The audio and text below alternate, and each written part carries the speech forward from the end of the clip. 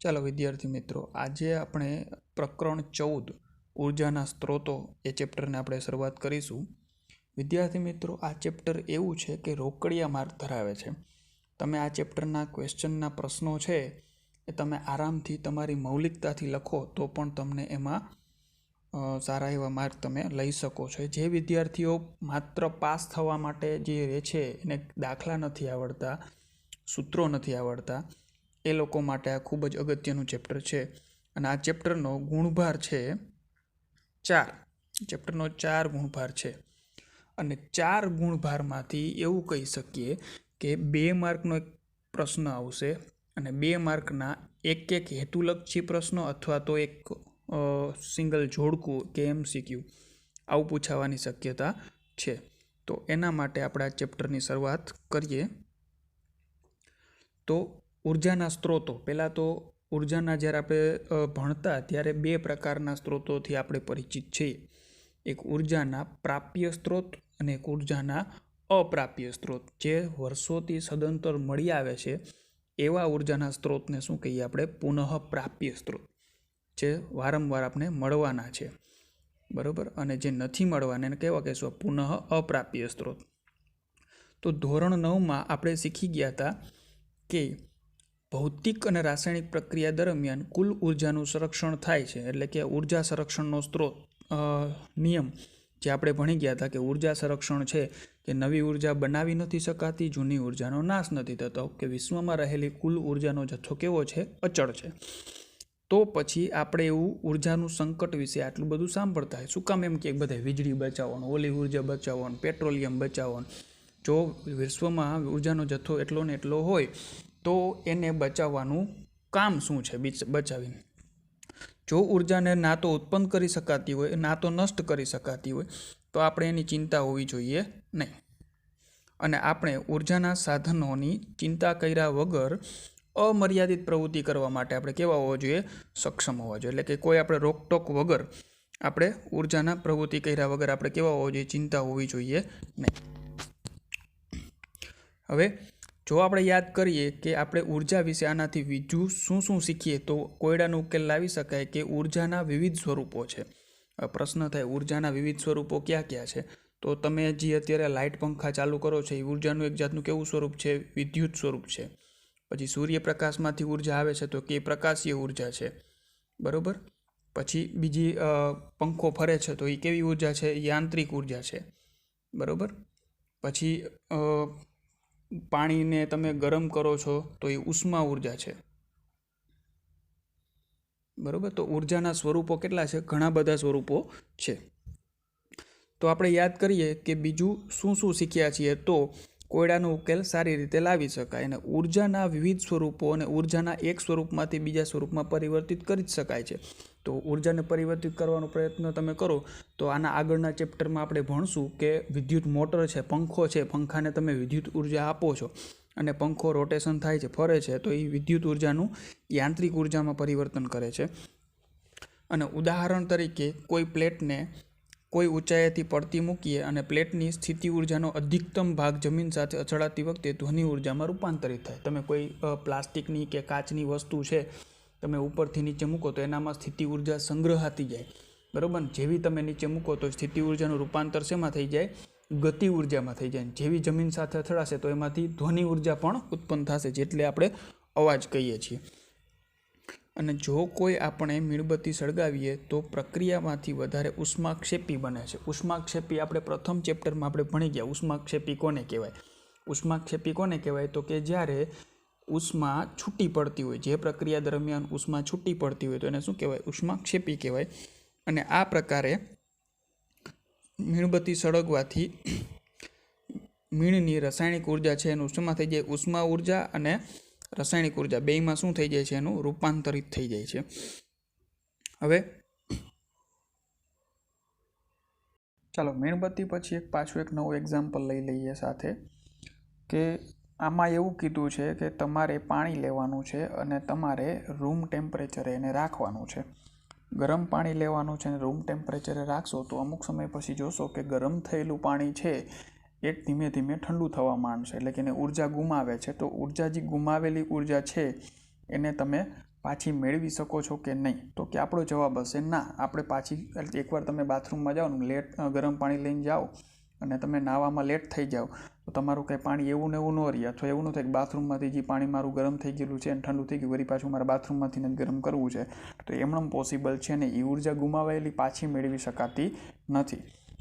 તો એનો મતલબ એવું થાય કે દરેક ઉદાહરણ વિશે આપણે વિચાર કરતા હોઈએ છીએ કે ઉપયોગી સ્વરૂપમાંની ઉર્જા આપણા વાતાવરણમાં છે એ કેવી છે? ખૂબ જ ઓછી છે. બરાબર, એ વાતાવરણમાં છે પણ એની ઉર્જા જથ્થો કેટલો છે? ઓછો છે. બધી ઉર્જા છે એ વિખેરણ પામેલી છે, બધી જગ્યાએ વિખરાયેલી છે. તેથી કાર્ય કરવા માટે જે કોઈ ઉર્જાના ઉત્તમ સ્ત્રોતનો આપણે ઉપયોગ કરીએ તે વપરાઈ જાય છે અને તેનો પાછો ઉપયોગ કરી શકાતો નથી. એકવાર ગરમ પાણી ઠરી ગયું પછી તમે પાછું એનો ઉપયોગ કરી શકશો નહીં.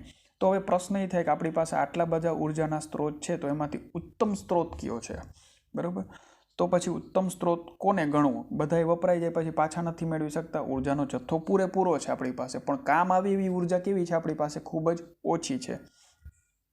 તો આપણે રોજિંદા કાર્યમાં કાર્ય કરવા માટે વિવિધ સ્ત્રોતમાંથી મળતી ઉર્જાનો ઉપયોગ કરીએ. જેમ કે ટ્રેનને હલાવવા માટે આપણે ડીઝલનો ઉપયોગ કરીએ, રસ્તા પરની સ્ટ્રીટ લાઇટને પ્રકાશિત કરવા માટે આપણે વિદ્યુતનો ઉપયોગ કરીએ છીએ, અને સાયકલને શાળાએ લઈ જવા માટે આપણે સ્નાયુની રહેલી ઉર્જા, સ્નાયુ ઉર્જાનો ઉપયોગ કરીએ છીએ.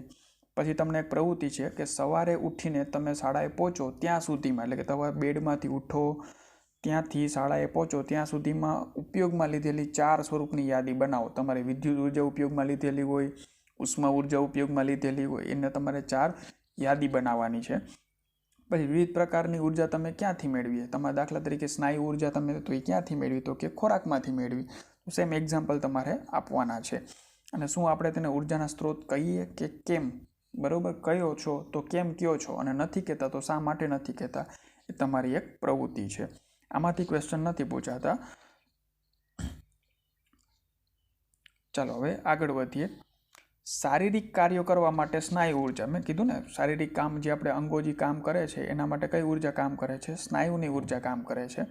ઉપકરણો ચલાવવા માટે વિદ્યુત ઉર્જા, લાઇટ, પંખો, ટ્યુબલાઇટ છે, આ બધા ઉપકરણો છે, મિક્સર છે, વોશિંગ મશીન છે, આ બધું હલાવવા માટે આપણે કઈ ઉર્જા આપવી પડે? એને વિદ્યુત ઉર્જા આપવી પડે. અને વાહનોને ચલાવવા માટે રાસાયણિક ઉર્જા, બરાબર, જે પેટ્રોલ ડીઝલ છે એમાંથી ઉર્જા પ્રાપ્ત કરીએ છીએ એની વાત છે. ત્યાર પછી આપણે જાણવું જોઈએ કે ઉર્જાને તેના ઉપયોગી સ્વરૂપમાં મેળવવા માટે જરૂરી સ્ત્રોતની પસંદગી કરી શકીએ. બરાબર, ઉર્જાને દાખલા તરીકે આપણે બળતણ છે, પેટ્રોલ ડીઝલ છે એ બળતણ છે, પછી બળતણ ડાયરેક્ટ જે લાકડાનું છે એ પણ બળતણ છે, તો એ મનફાવી અહીંયાથી ન લઈ શકાય. એક ઉત્તમ સ્ત્રોત તમારે હોવો જોઈએ. અહીંયા બીજી પ્રવૃત્તિ આપેલી છે કે રસોઈ બનાવવા માટે બળતણની પસંદગી કરવા પાસે આપણી પાસે વિકલ્પો ઉપર વિચાર કરો. તમે દાખલા તરીકે રસોઈ માટે તમે બળતણ વિચારતા હોય ક્યાંથી મેળવવું, શું ઇઝી રહેશે, તો તમે સારામાં સારું બળતણ કેને કહેશો? તો કોઈ બળતણને સારા બળતણની શ્રેણીમાં મૂકવાનો પ્રયત્ન કરતી વખતે તમે કયા માપદંડો લેશો? એક તો આપણે ખબર હોય કે આપણી પાસે જ્યારે આ LPG ગેસ પાઇપલાઇન નહોતી ત્યારે શું હતા? તો કે આપણે લાકડા લેતા. તો લાકડા આપણે નજીકમાંથી મળી રહેતા હતા, પ્લસ માઇનસ સંગ્રહ કરી શકતા હતા. બરાબર, તો તમારી પસંદગી જુદી હોત તો તમે જંગલમાં જીવતા હોત, કોઈ દૂર પર્વતીય ગામ કે નાના ઉપર ટાપુ ઉપર જીવતા હોત તો તમે શું પસંદગી કરતા હોત? જંગલમાં તમે રહેતા હોત તો તમે બળતણ, અહીંયા તો કંઈ LPG સિલિન્ડર આવે નહીં, નો ગેસની પાઇપલાઇન આવે, તો તમે શું પસંદ કરત? નવી દિલ્હીમાં જીવન જીવતા હોત તો શું પસંદ કરત? અને 5 સદીઓ પહેલાં જીવતા હોત તો તમે કઈ રીતે તમે તમારું બળતણ સિલેક્ટ કરત? તમારી અનુકૂળ પરિસ્થિતિ તમારે કહેવાનું છે કે આ બળતણ મને અનુકૂળ રહે છે. ઉપરની બંને પ્રવૃત્તિઓ પરથી પછી આપણને એટલી જાણકારી મળી કે કેટલાક કાર્યો કરવા માટે કોઈ ખાસ ઉર્જા સ્ત્રોત અથવા તો બળતણની પસંદગી અનેક પરિબળ ઉપર રાખે. તમે દિલ્હીમાં રહેતા હોય તો એ તમારે અલગ પરિબળ હોય, તમે જંગલમાં રહેતા હોય તો અહીંયા બળતણ અલગ રહે છે. ઉદાહરણ તરીકે કોઈ બળતણની પસંદગી કરતી વખતે નીચેના પ્રશ્નો તમે એને પૂછશો. બળતણ તમે ક્યાંથી? તો કે દહન પ્રક્રિયામાં કેટલી ઉષ્મા મુક્ત થાય છે. બરાબર, દહન પ્રક્રિયા થાય ત્યારે એમાંથી કેટલો ધુમાડો થાય છે અને કેટલી રાખ વધે છે. ખૂબ મોટા પ્રમાણમાં ધુમાડો ઉત્પન્ન કરે છે. બરાબર, આ હેતુલક્ષી પ્રશ્નમાં પૂછાય કે તમે બળતણ પસંદગી કરતી વખતે કેટલા મુદ્દાઓ તમે ધ્યાનમાં લો છો અને સહેલાઈથી ઉપલબ્ધ છે, તમારી આજુબાજુમાં મળે છે. દાખલા તરીકે તમે LPG સિલિન્ડર તો સિલેક્ટ કરી લીધું, હાલો, એનું ઉર્જાનું મૂલ્ય બહુ સારું છે, રાખ કાંઈ વધતી નથી, પણ તમારે 100 કિલોમીટર લેવા સિલિન્ડર જવું પડે તો એ ઉર્જાનો ઉત્તમ સ્ત્રોત કહી શકાય નહીં. તો શું તમે બળતણ સંબંધિત બીજા 3 પ્રશ્નો પણ વિચારી શકો છો કે બળતણના ઉપલબ્ધ પ્રકારોમાંથી રસોઈ બનાવવા જેવા ચોક્કસ કામની પસંદગી કરતી વખતે આપણા પસંદગીના વિકલ્પોને મર્યાદિત કરી દે છે. એટલે કે તમે જ્યાં રહ્યો છો એમાંથી જ તમારે સિલેક્ટ કરવાનું છે. સારામાં સારું સિલેક્ટ નથી કરવાનું. તમે જ્યાં રહ્યો છો એની આજુબાજુમાંથી સારામાં સારું સિલેક્ટ કરવાનું છે. તો શું જે બળતણ પસંદ કરેલું છે તે કાર્ય કરવાનું છે અને તેના ઉપર આધાર રાખે છે. ઉદાહરણ તરીકે આપણે રસોઈ બનાવવા જેવા ચોક્કસ કામ માટે બળતણ અને શિયાળામાં ઓરડાને ગરમ કરવા માટે બીજું બળતણ પસંદ કરીશું. શિયાળામાં આપણે અત્યારે શિયાળો છે તો અત્યારે આપણે રૂમ હીટર યુઝ કરીએ છીએ. અહીંયા આપણે બળતણનો ઢગલો નથી કરતા. શું કામ? બેનું કામ કેવું છે? અલગ અલગ છે એટલે. તો આ રીતે હવે આપણે કહી શકીએ કે એક ઉત્તમ ઉર્જાના સ્ત્રોત એ છે કે હવે ઉત્તમ ઉર્જાના સ્ત્રોતની લાક્ષણિકતા. આ પાછો 2 માર્કનો અલગ પ્રશ્ન નવો થઈ જાય. બરાબર, 2 માર્કનો આ ક્વેશ્ચન છે કે ઉત્તમ ઉર્જાનો સ્ત્રોત તમે કેને કહો છો? બરાબર, ઉત્તમ ઉર્જા, સારામાં સારો ઉર્જાનો સ્ત્રોત કોને કહેવાય? તો કે એકમ કદ અથવા તો દ્રવ્યમાન દીઠ વધારે માત્રામાં કામ કરે. દાખલા તરીકે 1 કિલો ગેસ હોય, 1 કિલો લાકડું હોય, 1 લીટર કેરોસીન હોય, તો એમાંથી સારામાં સારું બળતણ કયું? તો કે સારામાં સારું ઓછા દહનથી વધુ ઉર્જા આપતું હોય એ સારામાં સારું બળતણ કહેવાય. ત્યાર પછીનો પોઈન્ટ છે કે સરળતાથી મળી જવું જોઈએ.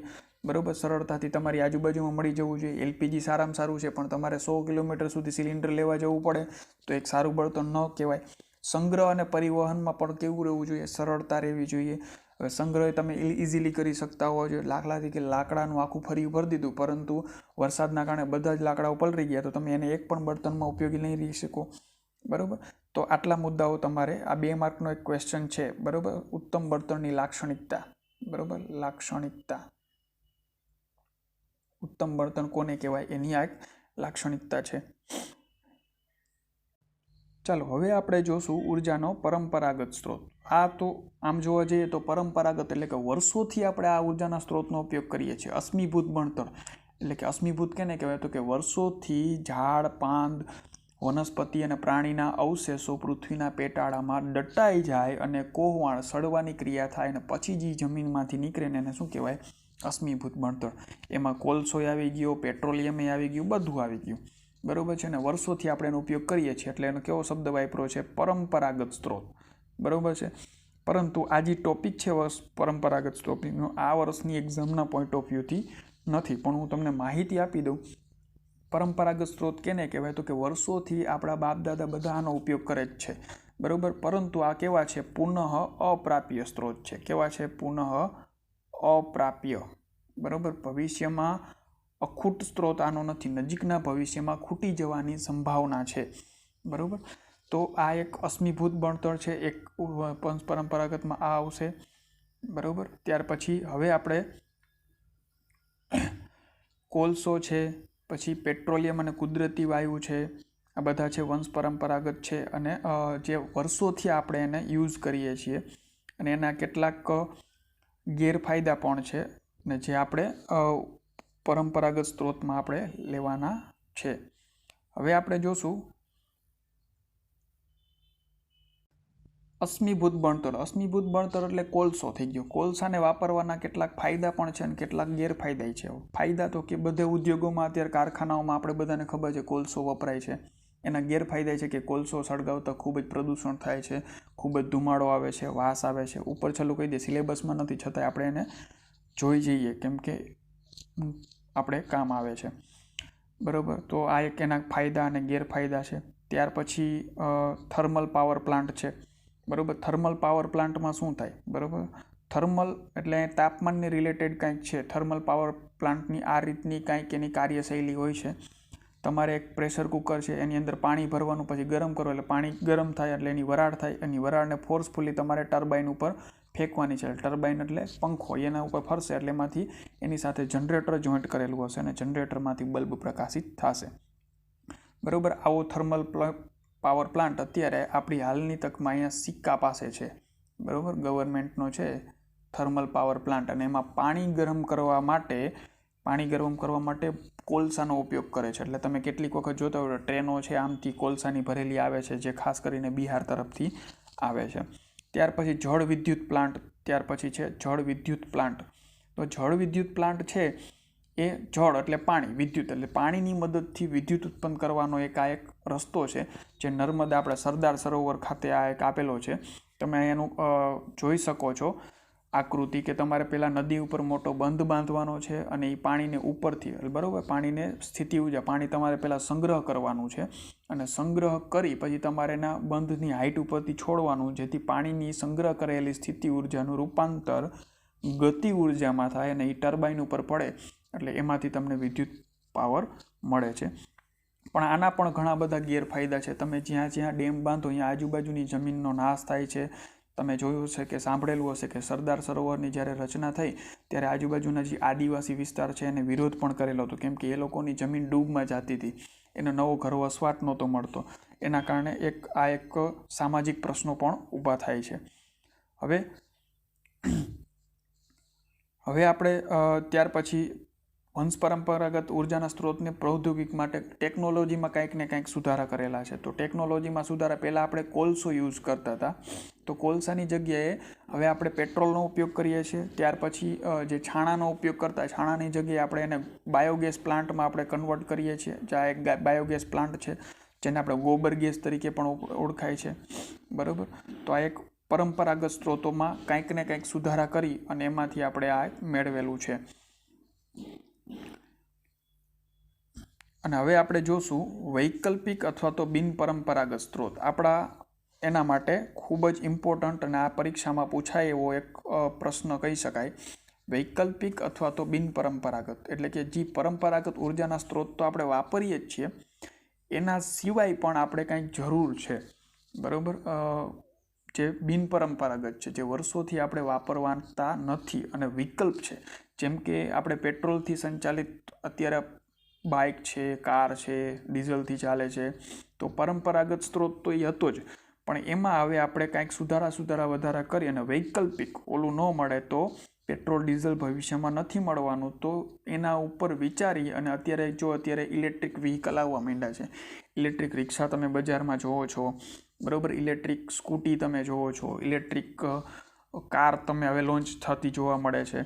તો આ બધી છે વૈકલ્પિક છે, બરાબર, જે ભવિષ્યમાં પેટ્રોલ કે ડીઝલ ખૂટી જાય ત્યારે તમે એનો ઉપયોગ આનાથી વિદ્યુતની મદદથી તમે કરી શકો છો. ચાલો એના વિશે જોઈએ. અને આમાંથી તમને પ્રશ્ન જરૂર પૂછાશે, બરાબર. આ વૈકલ્પિક સ્ત્રોત છે એમાંથી પ્રશ્ન તમારે જરૂર પૂછાશે. તો વૈકલ્પિક અથવા તો બિનપરંપરાગત સ્ત્રોત. હવે વૈકલ્પિક અથવા બિનપરંપરાગત સ્ત્રોત આવું શું કરવા નામ તમને આપેલું છે કે અલ્ટરનેટ છે. તમે પેટ્રોલ કે ડીઝલ ન મળે ત્યારે તમે ઉપયોગ કરી શકો. એની કેની મદદથી શક્ય છે? ટેકનોલોજીની મદદથી શક્ય છે.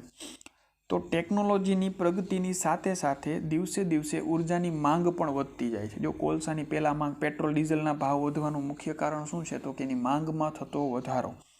આપણી જીવન પદ્ધતિ પણ બદલાય છે અને આપણા વધુને વધુ કાર્ય કરવા માટે મશીનનો ઉપયોગ કરીએ છીએ. પહેલાં આપણે વાડીએ જતા કે કામ ધંધે જતા તો હાલીને જતા અથવા સાયકલ લઈને જતા. પછી બાઇક આવી કે કાર આવી, તો મશીનનો ઉપયોગ દિવસે ને દિવસે શું થતો જાય છે? વધતો જાય છે.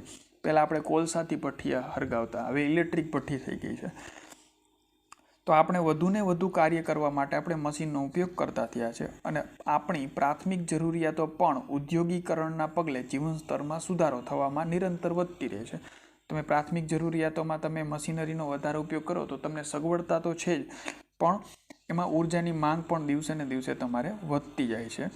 હવે આપણે વધતી જતી ઉર્જાની માંગને પહોંચી વળવા માટે, બરાબર, વધતી જતી ઉર્જાની માંગને આપણે પહોંચી વળવા માટે આપણે વધુમાં વધુ આપણે શેનો ઉપયોગ કરશું? પેટ્રોલ, ડીઝલ, કોલસાનો ઉપયોગ આપણે કરશું.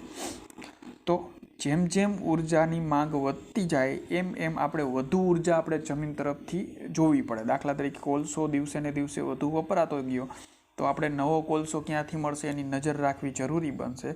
અને આપણે એવી ટેકનોલોજીનો વિકાસ કરીએ છીએ કે જેમાં પ્રાપ્ય અથવા તો જાણીતા ઉર્જાના સ્ત્રોતની ઉર્જાનો વધુ સક્ષમ રીતે ઉપયોગ કરી શકીએ અને ઉર્જાના નવા સ્ત્રોત પણ શોધી શકીએ. બે કામ કરો કે જૂની ઉર્જા છે એની ઓછી ઉર્જામાં વધુ ઉપયોગ કરી શકો. દાખલા તરીકે પહેલાંના પેટ્રોલ એન્જિન આવતા એ એવરેજ વધારે ન દેતા, અને ધુમાડો વધારે કરતા પેલી ગાડીઓ તમે જુઓ તો હવે એવરેજ વધારવા માંડી. તો કે જૂની એન્જિન ટેકનોલોજી છે એમાં ને એમાં કંઈક સુધારા વધારા કરી અને નવું ડિઝાઇનનું એન્જિન તૈયાર કરી જેથી ઓછા ઈંધણમાં વધુ તમે કિલોમીટર અથવા તો વધુ કાર્યક્ષમ એન્જિન તમે બનાવી શકો. ઉર્જાના કોઈ પણ નવા સ્ત્રોત કે જેનો ઉપયોગ આપણે કરવા માગીએ છીએ તે સ્ત્રોતને ધ્યાનમાં રાખીને ચોક્કસ ઉપકરણની જરૂર પડશે. અને હવે આપણે ઉર્જાના કેટલાક અદ્યતન સ્ત્રોત જોશું, એટલે કે હાઈટેક નવી હમણાં રિસેન્ટમાં શોધાયેલા એવા ઉર્જાના સ્ત્રોતનો આપણે ઉપયોગ કરીશું. અને આપણે ઉપયોગ કરવા માગીએ છીએ તથા તે સ્ત્રોતમાંથી ઉર્જા મેળવવા માટે અને સંગ્રહિત કરવા માટે આપણે ટેકનોલોજી ઉપર ધ્યાન દેશું. જેમ કે અત્યારે સોલાર રૂફટોપ આપણે સિટીમાં ખૂબ જ વધારે જોવા મળે છે, સોલાર રૂફટોપ, બરાબર. તો એમાં નીચે આપણે બેટરી મૂકીએ છીએ, જે સોલારની મદદથી આપણે વીજળી તો બનાવીએ જ છીએ, પણ એ વીજળીને આપણે શું કરવી પડશે? સંગ્રહ કરવી પડશે. તો એનો સંગ્રહ પણ આપણે કેમ કરશું? પછી તમે અત્યારે પવનચક્કી પણ વધારે જોઈ શકો, લાલપુર બાજુ કે બાલાચડી બાજુ પવનચક્કીનું ક્રેઝ વધતો જાય છે. એનું કારણ છે કે પવનચક્કીમાંથી જે ઉર્જા મળે છે એ કાયમીની છે, પુનઃ પ્રાપ્ય છે, બરાબર. તો એની ઉર્જાને પણ તમારે સંગ્રહ કરવાનો વિચાર કરવો પડશે. તો હવે આપણે જોશું સૌર ઉર્જા, બરાબર. આ સૌર ઉર્જાની અંદર આપણે જુદા જુદા જોશું કે સૌર ઉર્જા છે એ કેવી રીતે ઉપયોગમાં આવે છે અને કેવી રીતે એના ઉપકરણો વસાવીને પણ તમે એનો ઉપયોગ કરી શકો છો.